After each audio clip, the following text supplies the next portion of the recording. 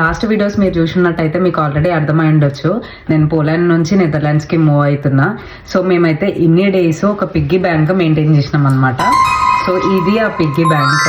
నాకు ఇక్కడ కరెన్సీ నాకు అక్కడ యూజ్ అవ్వదు కాబట్టి ఇది పగలగొడదామని చెప్పేసి అనుకుంటున్నాము.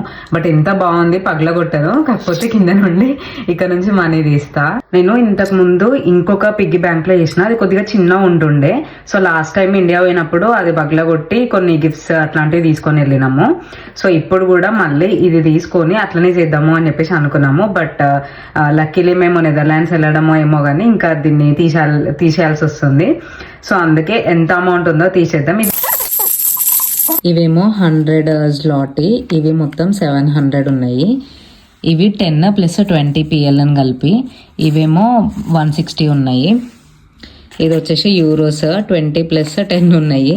ఇంక మిగతావన్నీ change. 5 zloty, 2 zloty, 1 zloty, 50 grosze, 20 grosze, 10 grosze, 1 euro 50 cents. ఇది అమౌంట్ అయితే మొత్తం క్యాలిక్యులేట్ చేసినాము. ఓవరాల్ గా 1222 PL అని అయితే వచ్చినాయి. అంటే మన ఇండియన్ కరెన్సీలో అయితే అరౌండ్ 30,000 అట్లా వచ్చినాయి. సో ఒక మంచి ల్యాప్టాప్ తీసుకుందాం అనుకుంటున్నాము. పోలాండ్ లో వర్క్ చేసినందుకు ఒకటి గుర్తుగా ఉండాలి కదా. సో లాంగ్ టైమ్ గా గుర్తుండాలి అని అనుకుంటే ల్యాప్టాపే బెటర్ అనిపించింది మాకు.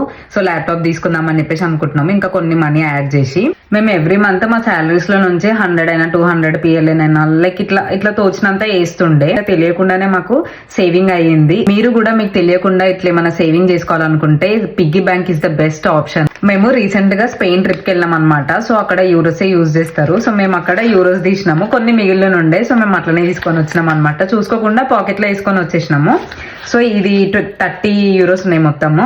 సో ఈ 30 euros మేము ఫస్ట్ వెళ్ళగానే దీంతోనే స్టార్ట్ చేద్దాం అని చెప్పేసి అనుకుంటున్నాం. ఈ పోలాండ్ టు నెదర్లాండ్స్ జర్నీ ఎట్లా ఉండబోతుంది అని తెలుసుకోవాలనుకుంటే మాత్రం ఫాలో చేయండి. Bye, see in the next video.